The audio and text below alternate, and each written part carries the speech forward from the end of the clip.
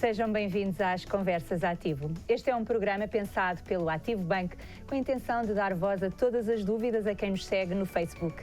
Aqui poderá e deverá colocar todas as suas perguntas que se relacionem com o tema escolhido. Hoje vamos falar dos riscos que os portugueses estão dispostos a assumir com as suas poupanças. Não se esqueça, estamos a aguardar as suas perguntas. Para responder de forma simples e transparente, contamos com Rui Olo, responsável de investimentos da Direção de Marketing do Ativo Bank. Olá, Rui, muito boa tarde. Os portugueses são mesmo conservadores ou conseguem assumir alguns riscos no seu dia-a-dia? Boa tarde, Elsa. Os portugueses correm riscos durante o seu dia-a-dia, a partir do momento onde saem de casa, inclusive dentro da própria casa, quando vão atravessar a rua, andam de carro, quando vão viajar de avião, quando estão a atravessar na passadeira ou fora dela. Portanto, a nossa vida está preenchida de riscos. O que sucede normalmente é que o português avalia esses riscos e acha que o objetivo que pretende atingir compensa esses riscos. Em relação às suas poupanças, o caso de facto é um pouco diferente. E comparando isto com o andar de carro, o português acha que não vou andar de carro porque posso ter um acidente. Isto em relação às suas poupanças. Para corroborar um bocadinho isto que eu estou a dizer, eu gostava de apresentar um gráfico com um estudo realizado pela CMVM. Portanto, podia colocar-se no ar esse estudo, esse gráfico. É um gráfico onde podemos... Ele foi realizado já em 2009, é o mais recente mesmo assim que temos, mas que permite perceber em que tipo de investimentos é que os clientes investem. E se formos ver, 86% dos portugueses responderam a este estudo da CMVM dizendo: eu tenho depósitos a prazo e certificados de aforro. Portanto, os investimentos mais conservadores que podemos ter. 15% apenas disse: ok, eu tenho obrigações, eu tenho ações, e este número eventualmente até parece um bocadinho inflacionado, porque ao longo dos últimos anos houve uma vaga de privatizações promovida pelo Estado português com benefícios fiscais e nos quais os portugueses foram comprando progressivamente ações da EDP, ações da Simpor, ações da Portugal Telecom e mais recentemente da Galp e da REN, porque se depois olharmos para a rubrica seguinte de unidades de participação, que são fundos de investimento e depois derivados, os portugueses que investem neste tipo de instrumentos financeiros são muitíssimo poucos. Temos depois também aqui uma coluna onde é visível aquilo que os portugueses investem em PPRs, portanto em planos de poupança-reforma, tem algum significado. Temos aqui uma percentagem de portugueses que têm, de 24%, portanto de portugueses que têm PPRs. E então achas que os portugueses são muito preocupados com as suas poupanças ou realmente é aqui por causa dos benefícios fiscais que existiram? Eu gostava de pensar que sim, mas na prática eu acho que está mais relacionado com o benefício fiscal. A dada altura, o Estado português incentivou muito a constituição de planos de poupança-reforma, com deduções à coleta significativas, em função também daquilo que era o montante entregue para o PPR, e a verdade é que, alguns penso que em 2009, a partir dessa data, o Estado português eliminou o benefício fiscal em sede de IRS, e o número de novos PPRs diminuíram consideravelmente, e aqueles que os tinham deixaram de os reforçar como faziam anteriormente. Portanto, a resposta é: eu julgo que os portugueses ainda não pensam muito na reforma. E, além disso, continuam a ser muito conservadores. Sim, é verdade. Aliás, nós temos dentro daquilo que são os nossos ditados populares, um conjunto de ditados populares que podemos transpor para os investimentos, eventualmente até conhecerás um ou outro, não sei. É verdade. Tens algum que te venha à cabeça? Talvez o grão a grão enche a galinha ao papo, ou Sim. mais vos vale um pássaro na mão que outro a voar. Mas também temos o não arrisca, não petisca, portanto também podemos ter aqui uma vertente... que abre a porta a investimentos um bocadinho mais arriscados e para além dos tradicionais de Qual é que tu dirias?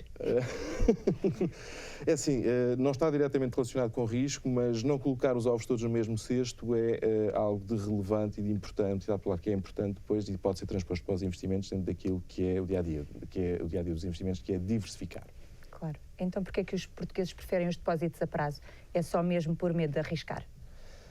Sim, o depósito a prazo tem características muito confortáveis. Eu, quando faço um depósito a prazo, sei exatamente qual é a taxa que eu vou receber nesse depósito, sei exatamente quando é que eu vou receber o meu dinheiro de volta e quando é que vou receber os juros, e, na grande maioria dos depósitos, eu sei também que posso retirar o dinheiro a qualquer momento. Enfim, poderá haver ali uma penalização sobre os juros que, entretanto, acumulados, mas isso também dá algum conforto. Se eu precisar do dinheiro, eu vou lá ao depósito e retiro. Por outro lado, temos aqui o tema do desconhecimento do mercado de capitais, ou seja, os portugueses têm pouco conhecimento da forma como funciona o mercado de capitais, ou seja, como evoluem o preço das ações, o preço das obrigações, têm dificuldade em colar estes instrumentos financeiros àquilo que é a economia real, e isso dificulta que os portugueses desejem correr esses riscos para poder ganhar um pouco mais do que aquilo que ganham nos tradicionais depósitos a prazo. Claro, mas estamos aqui a falar de poupança, mas na conjuntura atual, será que as famílias têm dinheiro para conseguirem poupar? Curiosamente, sim.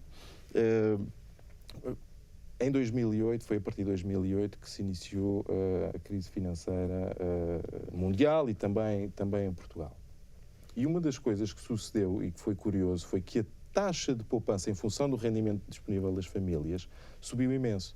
Em 2008, ou até 2008, nós estávamos com uma taxa de poupança em função do rendimento disponível das famílias na ordem dos 6, 7%, e era um mínimo histórico. Com a crise, essa taxa subiu para cima dos 10%.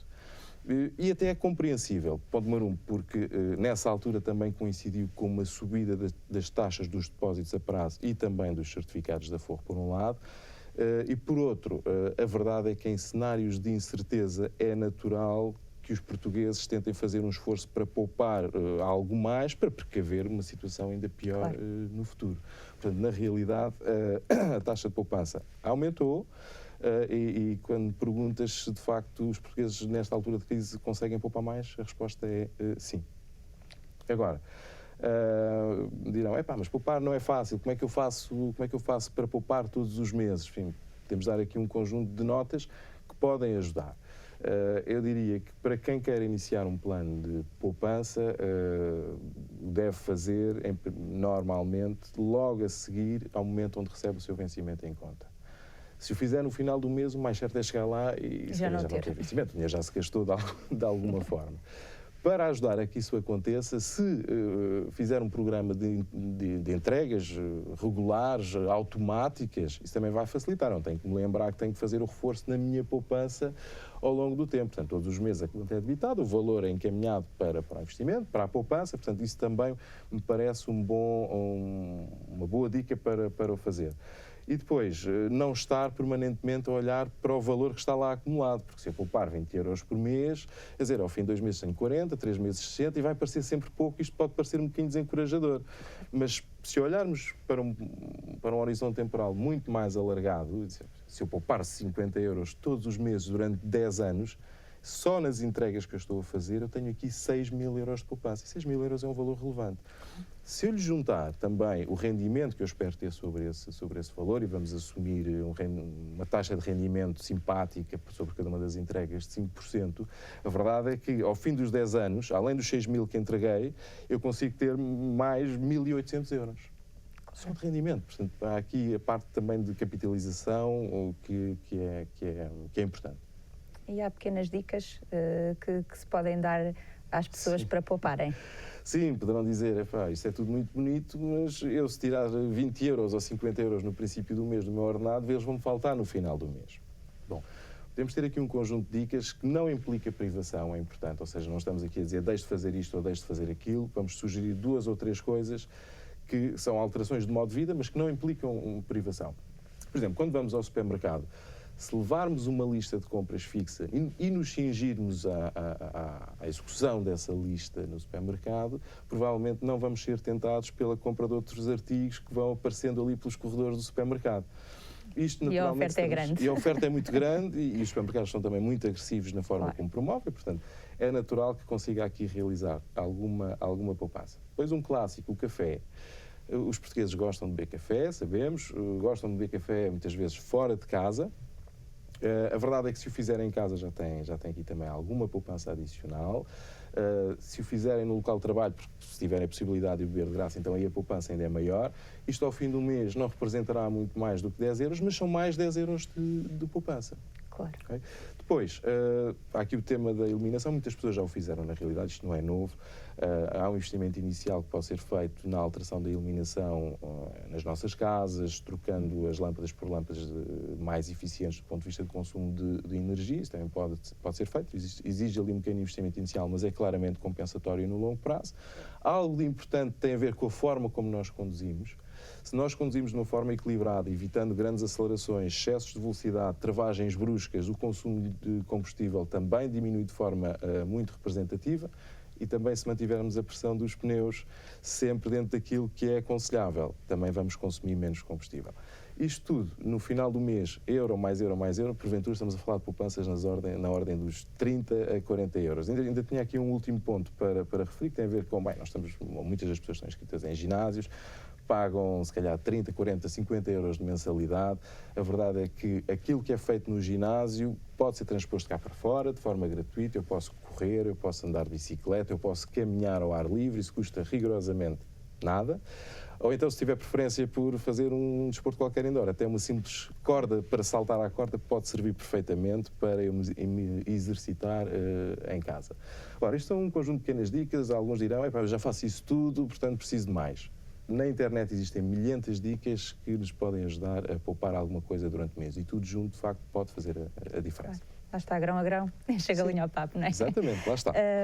E quando falamos em depósitos e em poupanças, obrigatoriamente falamos de taxa.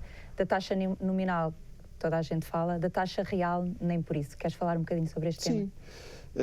Quando um cliente se dirige a nós e quer constituir um depósito a prazo, a perguntar qual é a taxa que tem ido para um depósito a prazo a um ano? Bom, não interessa, imaginemos que era 4%. Eu fico muito agradado, 4% é simpático.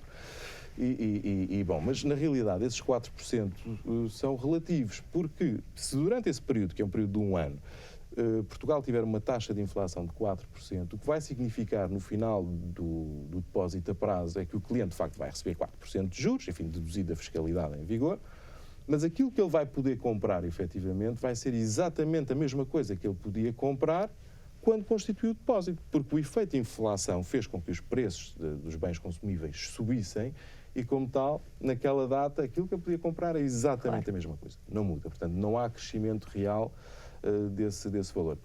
Eu gostava de apresentar aqui um gráfico que mostra a evolução da taxa de inflação ao longo dos anos e também aquilo que é a taxa média dos depósitos a prazo em Portugal. Bom, temos aqui, é mais pequeno, a evolução da inflação desde 1979. Dá-se a curiosidade, temos tido ao longo do tempo taxas de inflação em Portugal muitíssimo elevadas, acima dos 20%. E nessa altura as taxas dos depósitos também rondavam essas percentagens. Inclusive há pessoas que dizem, eu tenho saudades dos tempos onde as taxas dos depósitos a prazo estavam nos 17% e nos 18%. Mas a verdade é que essas saudades não têm muita razão de ser, porque na realidade a taxa de inflação ainda era mais alta. Bom, mas eu fiz aqui um zoom numa parte do gráfico que me permite comparar aquilo que é a evolução da taxa de inflação desde 2003 e comparar com aquilo que é a taxa média de DPs publicada no Banco de Portugal exatamente durante o mesmo período. E nós podemos ver que entre 2013 e 2007 a taxa de inflação foi mais alta do que a taxa média dos depósitos a prazo. Portanto, o português estava a fazer um depósito a prazo, uma taxa simpática, 2,5%, 3%, mas na realidade a taxa de inflação era mais alta. Portanto, quando o depósito chegava ao fim, o dinheiro valia exatamente a mesma coisa em termos de poder de compra do que valia no início. Portanto, não havia aqui nenhum crescimento em termos real do património dos portugueses. Claro. Então, e tendo em conta essa variável tão importante que é a inflação, como é que as pessoas podem definir os objetivos para as suas poupanças? É uma boa referência. Se um português, ou se as pessoas quiserem definir, eu fico satisfeito com o facto do meu dinheiro poder crescer tanto como a inflação, porque isso permite-me manter o poder de compra. Ok, tudo bem, pode ser um objetivo. Os depósitos a prazo normalmente encaixam bem dentro desses objetivos. Vimos no gráfico anterior que nem sempre é assim, mas em média a taxa dos depósitos a prazo está mais ou menos em linha com aquilo que é a taxa de inflação. Existem objetivos um bocadinho mais ambiciosos, acima da taxa de inflação e muito acima da taxa de inflação. Agora, estes dois patamares seguintes que eu estou aqui a referir, eles nunca são atingidos com depósitos a prazo. Envolvem sempre investimentos que têm algum risco e é preciso perceber se o investidor, se o português está disposto a correr esses riscos. Claro. E nesta mesma equação também há outra variável muito importante que é o tempo, não é assim? Muito. Eu, para exemplificar a importância do tempo, eu podia colocar assim mais uma vez no ar um gráfico. Este gráfico é o gráfico de um índice acionista, um índice de ações, o S&P 500, é um índice norte-americano composto pelas 500 maiores capitalizações bolsistas negociadas nos mercados norte-americanos. Portanto, é representativo, é dos maiores, ou eventualmente até o maior índice mundial. E fui pegar num histórico de 30 anos. 30 anos eu sei que é muito tempo. Mas, se olharmos para aquilo que é a evolução do gráfico, parece praticamente uma reta com sentido ascendente muito simpático. E em termos de valores, a verdade é que neste período de 30 anos, do ponto inicial ao ponto final, tivemos uma valorização superior a 1000%. Bom, isto é enorme. Se anualizarmos isto, para ser um bocadinho mais palpável, isto significa uma performance anual na ordem dos 8,9%. Okay? Eu destaquei aqui 2 pontos. Um, o da bolha tecnológica em 2001 e outro da falência da Lehman Brothers em 2008. Só para mostrar o seguinte, mesmo quem tenha investido no topo da bolha tecnológica em 2001 ou em véspera da falência da Lehman Brothers, à data de hoje estaria com um ganho. Portanto, mesmo perante eventos que foram de grande dimensão, especialmente este último da crise financeira, em 2008, investindo no mercado acionista, dando tempo ao tempo, a verdade é que à data de hoje teria mais do que teria naquela altura, que teria sido a pior altura para se investir. Okay? Claro. Então, e pode-se dizer que há um momento ideal para investir, para começar a investir? Ok, eu mais uma vez vou recorrer também ao exemplo gráfico. Eu podia colocar sem no ar um desses gráficos. É mais uma vez sobre o índice S&P 500, não tem aqui o período temporal a que respeita, mas também não é relevante. E aqui eu faço o desafio a quem nos está a ver e pergunto, aliás, se perante uma desvalorização de qualquer coisa como 20% do índice, se acham que é um bom momento para investir. Será que, passado este tempo, observamos uma queda de 20%? 20% é algo significativo. Dizemos, é um bom momento para investir? Será? Se é um bom momento de entrada, o mercado desceu. As pessoas poderão eventualmente dizer sim, desceu. Eu digo, não. Se passarmos para o gráfico seguinte, percebemos que este período onde o mercado desceu 20% foi o momento que precedeu a falência da Lehman Brothers em 2008, em 15 de setembro de 2008. A partir dessa data, o mercado teve uma queda ainda muito mais abrupta, desceu mais 45%. Portanto, não é porque o mercado está a descer que parece estar barato, que pode ser forçosamente um bom momento para investir. Tem o desafio contrário no gráfico seguinte, numa lógica de venda. O mesmo índice, S&P 500, o índice norte-americano, observamos num determinado horizonte temporal uma valorização na ordem dos 24%. Imaginemos que tínhamos investido antes desta valorização dos 24%, chegamos ao fim dos 24%. 24% parece ser uma boa performance. Porventura, até um bom momento para estar a vender, porque não? 24% é simpático.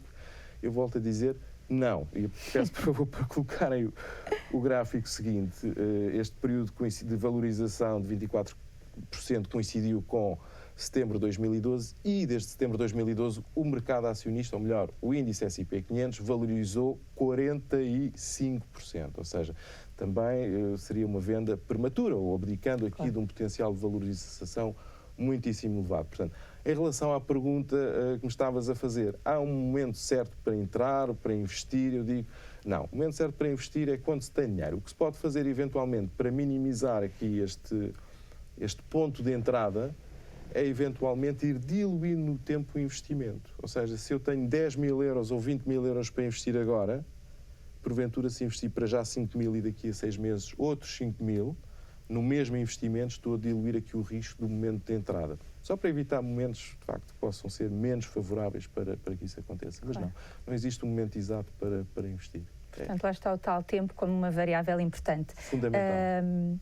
Mas sendo agora um bocadinho a advogada do diabo, as pessoas podem mesmo perder tudo. Sim, quando fazem investimentos de risco podem perder tudo, sobretudo se não respeitar uma das regras do ouro. Portanto, uma delas é o tempo, que é o que já falamos, e outra, quando falamos dos provérbios, quando dissemos, ok, não colocar os ovos todos no mesmo cesto, isto significa diversificação, sim, de facto, podemos perder tudo. Há exemplos recentes disso. Mesmo em Portugal, uma instituição financeira cotada em bolsa, enfim, se eu tiver todo o meu dinheiro investido num único título, e numa única ação, e se essa empresa entrar em insolvência, pois o risco é muito forte que eu perca a totalidade do valor investido. Também há situações inversas muito bem sucedidas. Se há, julgo que há 10 anos atrás não, mais de 10 anos. Se há 20 anos atrás tivesse investido na Apple quando ela estava a negociar no mercado norte-americano a $5, eu estaria um investimento valorizado em $130. Portanto, seria muitíssimo rico.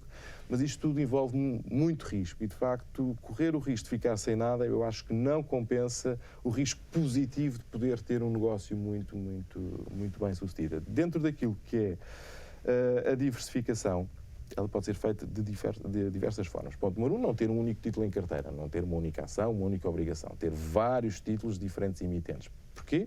Porque se um deles entrar em insolvência, a perda é apenas parcial, não é total. E isso, de facto, pode acontecer. Depois, investir em diferentes classes de ativos. As duas maiores, ações e obrigações, entre outras, commodities também. Portanto, é importante diversificar também os investimentos por diferentes classes de ativos. Não centrar apenas os investimentos em ações, ou apenas em obrigações, ou apenas em commodities. E também fazer uma diversificação que seja geográfica. Hoje em dia, é fácil aceder a investimentos em diferentes geografias e não há necessidade de concentrar os seus investimentos num risco país. Por exemplo, em Portugal não faz sentido eu ter investimentos que envolvam algum risco centralizados apenas em Portugal. Se tiver investimentos em Portugal, na Ásia, na América, em princípio, mesmo perante uma crise que seja global, o risco acaba por ser menor. Em suma, o risco que estavas a falar de poder perder tudo, diversificando, se fizermos uma diversificação correta dos nossos investimentos, só mesmo com o fim do mundo. É? Exato. E aí não temos que nos preocupar muito, não é? Não, em princípio não. Tenho aqui uma pergunta da Ana Isabel Ribeiro, que pergunta quais são os fatores de sucesso para fazer um bom investimento. Isto é um bocadinho ao encontro daquilo que estamos a falar, não é? Sim, é verdade. O bom investimento difere de pessoa para pessoa.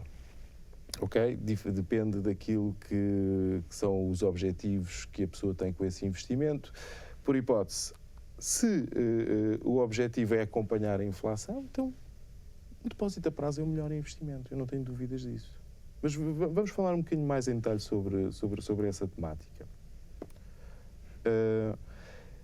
Quando uma pessoa que pretende fazer um investimento, ele deve olhar para duas variáveis relevantes, que é o que é que eu pretendo com o meu dinheiro. Aquela referência de inflação, ela está ótima. Quero que acompanhe a inflação, quero superar a taxa de inflação, portanto ter crescimento real do meu dinheiro, eu quero superar em muito a minha taxa de inflação. Depois é preciso validar isto com a tolerância ao risco dessa pessoa, porque essa pessoa pode dizer, eu quero muito uma valorização do meu dinheiro muito acima da taxa de inflação, mas não estou disposto a perder nada. Não combina, não é? Claro. Portanto, se não está disposto a perder nada, dificilmente poderá sair dos tradicionais investimentos, certificados de aforro e depósitos a prazo. Segundo ponto, também é importante perceber qual é o conhecimento e a experiência que o investidor tem do mercado de capitais. Porque se for uma pessoa que não conhece bem os investimentos que está a fazer, é preciso ter um cuidado adicional e provavelmente refriar um bocadinho as características desse investimento, portanto, ele ser um pouco mais conservador.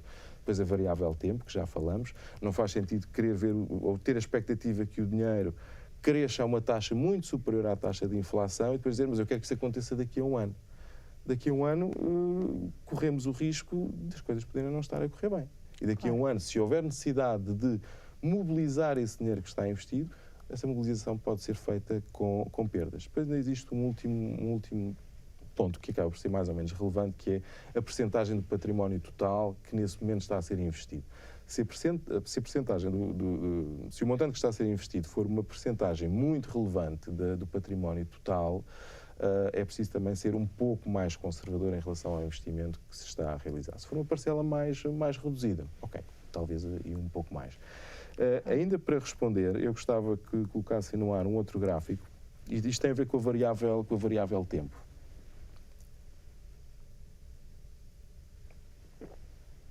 Que é o gráfico 8, e que volta a recuperar o índice acionista S&P 500 e que apresenta investimentos feitos por diferentes horizontes temporais. Isto é, e fizemos este estudo a partir de 1980. E a partir de 1980 o que fizemos foi, no gráfico que está em cima, à vossa esquerda, dizer assim, vamos fazer investimentos de um ano, no índice S&P 500, a iniciar-se a 1 de janeiro de 1980 e a terminar em 1 de janeiro de 1981, depois um outro a 2 de janeiro de 1980 e a terminar a 2 de janeiro de 1981, e assim sucessivamente, mas todos eles por um período de um ano, e depois vamos ver qual era o resultado final de todos eles. Nós temos aqui uma dispersão muito larga de resultados, ou de performance, entre as quais quase 24% de performances negativas, portanto, onde quem investiu ao fim do ano estava a perder dinheiro. Depois também há aqui alguns extremos de valorizações superiores a 40%, é verdade, mas gostava muito mais de me focar na parte da perda. Para evitar a perda, o tempo é muito relevante. E isso percebe-se em todos os outros gráficos, onde fizemos exatamente a mesma coisa, mas por períodos mais alargados, de 3 anos, de 5 anos e de 10 anos. Em todos eles,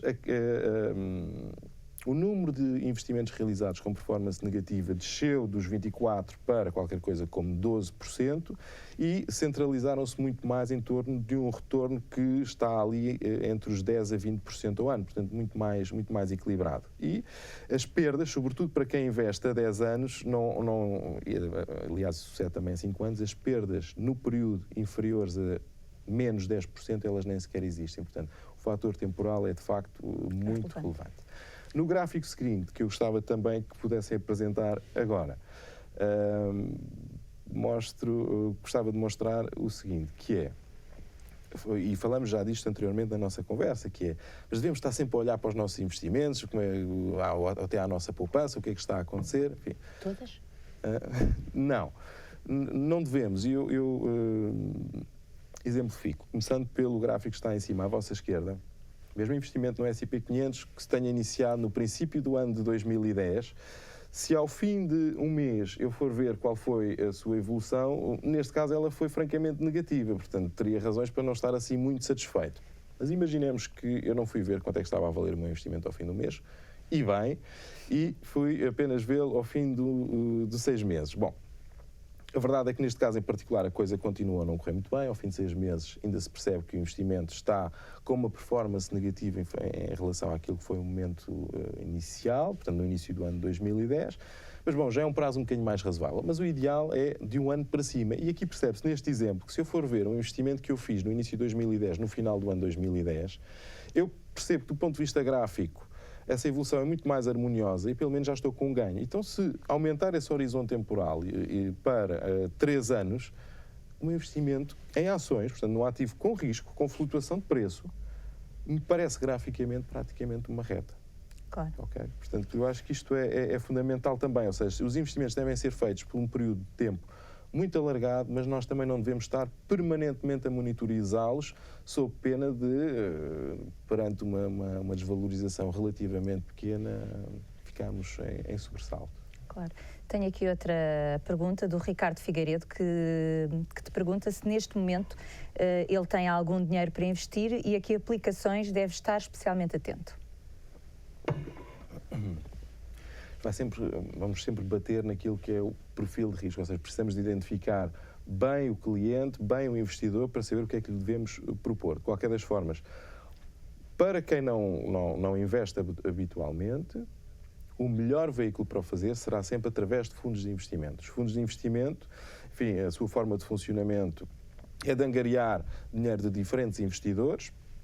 Existe um gestor desse fundo, uma equipa de gestão desse fundo de investimento que vai vai aplicar esse dinheiro e depois dará o retorno de volta para o investidor. Eu julgo que, como veículo, os fundos de investimento serão sempre a melhor solução para quem não tem o hábito de investir diretamente nos mercados financeiros. Continuam a chegar várias perguntas pelo nosso Facebook, em direto. A Mafalda pergunta, PPR ou conta poupança, qual a melhor opção? Depende do objetivo. Se é pensar mesmo na reforma, eu não tenho dúvidas que é o PPR, desde logo pelo efeito fiscal. A fiscalidade do PPR, como disse há pouco, já não existem os incentivos fiscais em sede de IRS como tivemos no passado, mas de qualquer das formas a fiscalidade do PPR é claramente mais favorável daquilo que é a fiscalidade, quando comparado com a fiscalidade de um depósito a prazo. Num depósito a prazo, sobre os juros, o Estado vai buscar qualquer coisa como 28%. No PPR a tributação será, agora não tenho presente exatamente memória, mas é um quarto disso, mais ou menos um quarto disso. O Rui Sobral também pergunta qual o valor de uma taxa de juro aceitável sem correr riscos numa conta poupança. Sim, uma conta poupança não está a correr riscos, certo, é de capital garantido, dentro daquilo que falamos. Neste momento no mercado é muito difícil encontrar taxas de poupança acima de 1%. Tudo o que tenha mais de 1%, ou muito mais de 1%, eu acharia estranho. Claro. E a Maria Isabel pergunta, o Fundo de Garantia de Depósitos garante o reembolso dos saldos de cada depositante para valores até 100 mil euros e nos casos em que existe um depósito de montante superior, que salvaguarda temos? Não tem, não é? Até os 100 mil euros essa salvaguarda existe, pelo Fundo de Garantia de Depósitos, acima dos 100 mil euros não tem. Isto dito, dentro do processo de insolvência de uma instituição financeira, que eventualmente possa acontecer, o depositante vai ser sempre o credor mais protegido, isto é, dentro daquilo que são os diferentes credores de um banco, podem ser que são os seus acionistas, os obrigacionistas subordinados, os detentores de obrigações séniores, entre outros, o depositante será sempre aquele que estará mais protegido. Portanto, o primeiro na linha a receber qualquer património que resulte da liquidação de uma instituição financeira. Claro.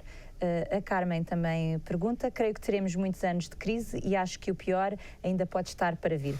Qual a melhor maneira de diversificar os investimentos e preservar o meu capital?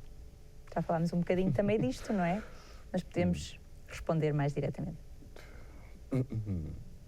Misturar provavelmente diferentes classes de ativos, ou seja, no caso dessa pergunta específica eu vou excluir os depósitos a prazo, acho que se pode fazer algo mais.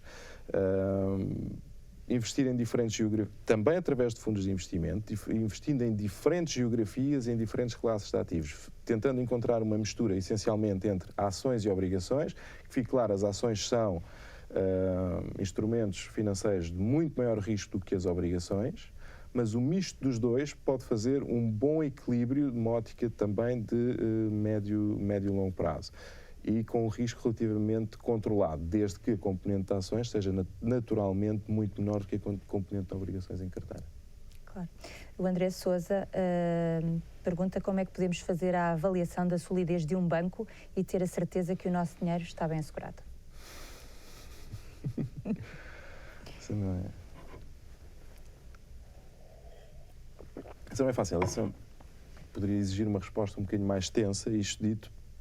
Existem indicadores que são públicos, que têm a ver com os rácios de capital dos bancos, e essa eventualmente é a métrica mais linear para que um cliente que se preocupa com a solvabilidade financeira do seu banco possa avaliar se o seu banco é fiável ou não é fiável. Portanto, e essa informação ela é pública, ela é divulgada sempre nos relatórios e contas dos bancos. Portanto, quem tiver interesse, esse é o primeiro indicador, rácio de capital do banco. Se foram, quanto mais alto melhor, naturalmente, portanto, esse será porventura o melhor indicador, isto para responder de forma breve, mas a pergunta não é assim tão linear, mas eu acho que também não temos assim tanto tempo quanto isso para estar a desenvolver muito mais.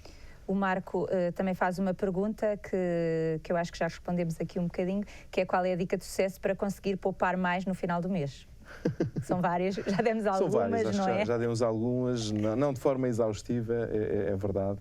Mas a característica principal, ou das duas características principais, são disciplina e perseverança.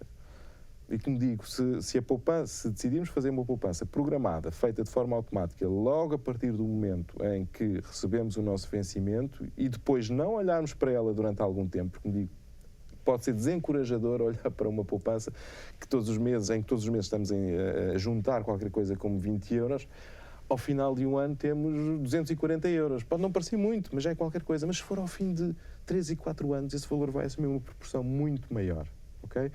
Há quem diga, e eu não falei nisso, há quem diga, é importante definir um objetivo à cabeça. Eu não sei.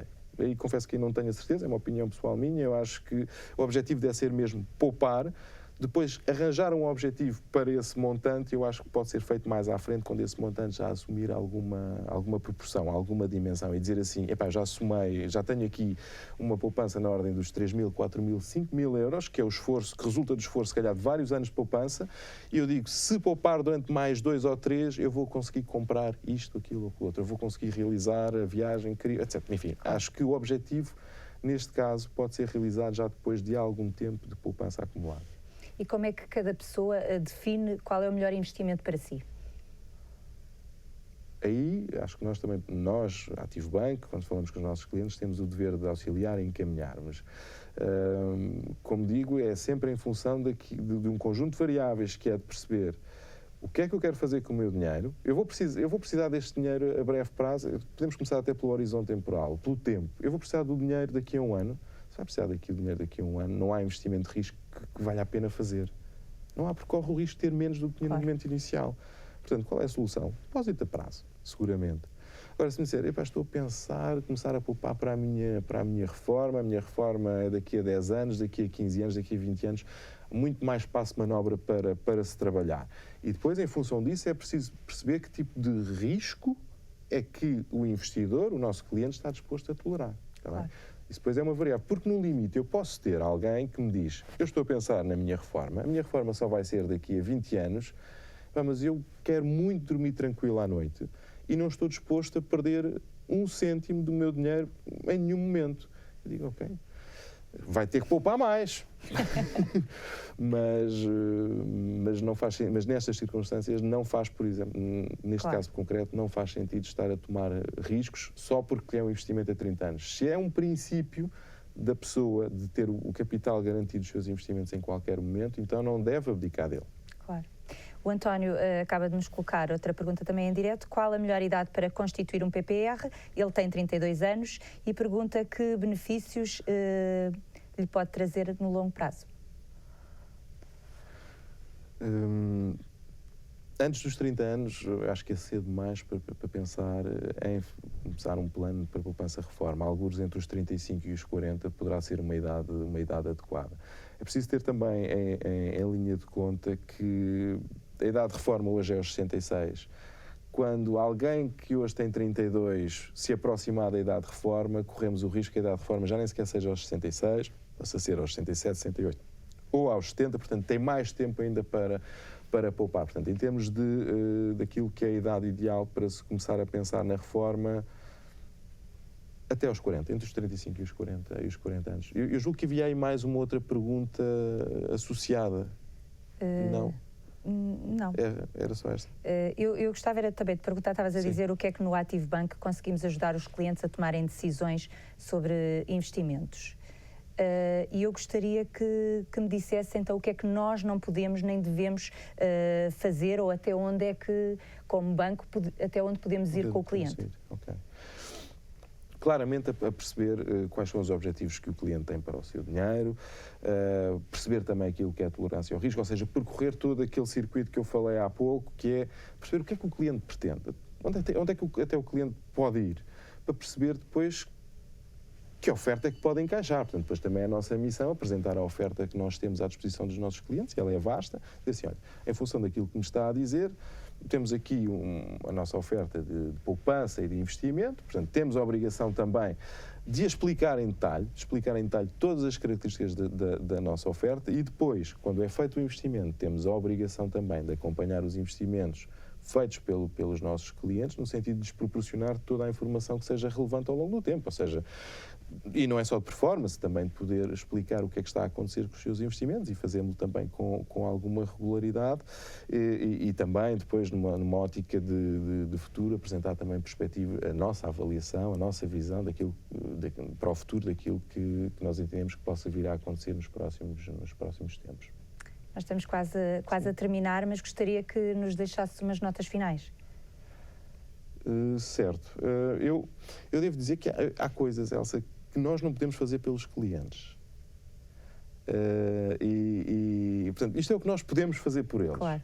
Mas antes de ir a essas notas finais, eu insisto mesmo em dizer aquilo que nós não podemos fazer pelos nossos clientes. Nós não podemos adivinhar aquilo que o cliente procura. Portanto, Para lhe poder apresentar uma oferta que seja adequada, nós temos que conhecer o cliente tem que se dar a conhecer, nós também fazemos perguntas, é verdade, mas é importante que o cliente seja muito aberto connosco, fale connosco. Depois há uma coisa que não podemos fazer de certeza, é decidir por ele. Claro. Nós podemos pôr a oferta em cima da mesa, quem vai tomar a decisão vai ser sempre o cliente. Vamos ter que... não vamos poder prometer performances, ou seja, há um chavão também nos mercados financeiros que é performances passadas não são garantia de performances futuras. Isto é rigorosamente verdade. Portanto, também não vamos prometer aquilo que não podemos cumprir. A única coisa, quando fazemos promessas em relação a poupanças e investimentos, são promessas associadas aos depósitos a prazo. Eu prometo-lhe que daqui a um ano vai receber uma taxa de 1% e isso é uma garantia. Agora, em investimentos que envolvam algum risco, nós não podemos ter esse tipo de compromisso. E por último, e porque associado a qualquer investimento existe um conjunto de informação legal que é disponibilizado ao cliente, eu sei que ela às vezes é um bocadinho extensa, mas é importante que o cliente a leia. Nós não podemos aceitar essa documentação legal pelo cliente, portanto é importante que o cliente leia essa documentação legal, ela tem informação relevante. É importante que, e também é natural que isso aconteça, que o cliente não perceba tudo o que aí está expresso e é importante que faça perguntas. Eu digo, Telsa, se um cliente fizer a subscrição de um fundo de investimento, um cliente que nunca tenha subscrito um fundo de investimento e não fizer perguntas, eu fico um bocadinho preocupado. Claro. Tem que fazer perguntas. E não tem que ter vergonha, não tem que estar inibido de fazer perguntas. Muito sinceramente, é assim, por um lado podemos dizer, o cliente está a confiar no banco. É simpático, mas o ativo não quer essa responsabilidade. Claro. Deve confiar naquilo que é a capacidade e a qualidade do banco prestar um bom serviço, no que toca à parte de dizer sim. Nós não queremos essa responsabilidade. Claro. Olha, antes de passarmos às notas finais, entrou aqui mais uma pergunta. Sim. Aliás, entraram várias, mas se calhar não vamos conseguir responder a todas. A do Rui Novaes: quais são as perspectivas para a banca portuguesa, em particular no Ativo Bank, sobre a situação bancária na Grécia? Afetará ou não a aplicação de investimentos dos portugueses? Começando pelo fim, a situação grega está completamente fora da órbita da banca portuguesa. A banca portuguesa, ao longo do tempo, já teve exposição à Grécia, seja através de investimentos em dívida pública grega, seja através de investimentos locais. À data de hoje, essa exposição é mínima. Portanto, não é, no meu entender, tema. Em relação ao futuro da banca portuguesa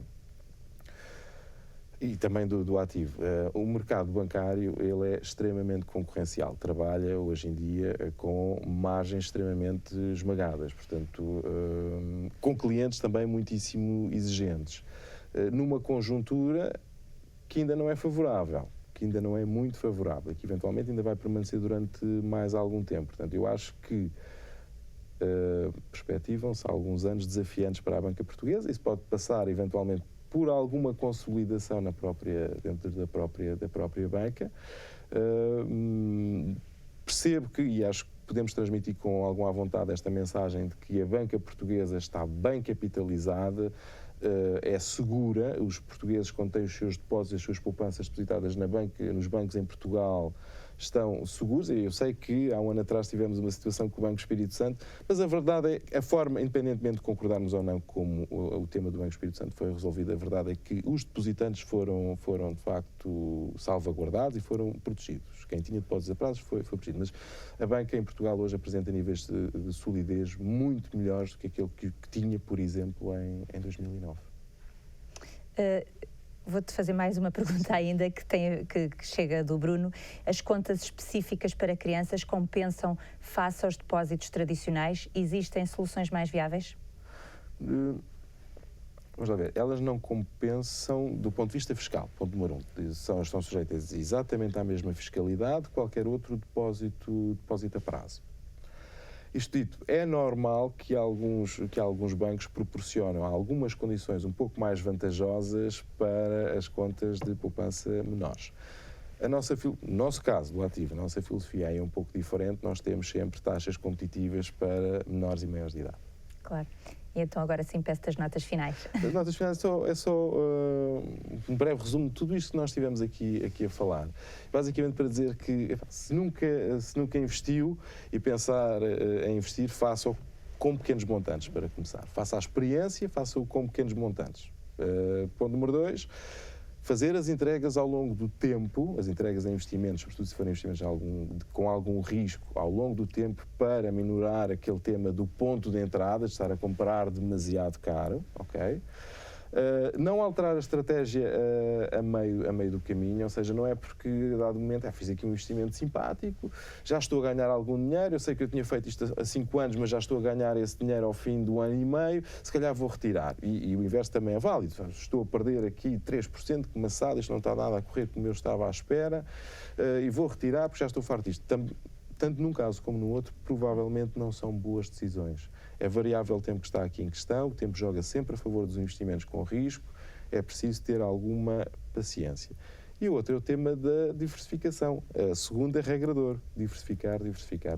Não fazer investimentos únicos, porque esses concentram normalmente muito risco e daí podem vir, de facto, perdas significativas, como já vimos no passado. Obrigada, Rui. E chegamos assim ao final do primeiro programa, Conversas Ativo. Às perguntas colocadas durante este direto, que por uma questão de falta de tempo ou por não se adequarem ao tema do programa não foram respondidas, enviaremos resposta por e-mail. Esteja atento à página do Facebook do Ativo Bank e saiba quando será o próximo programa. Contamos consigo.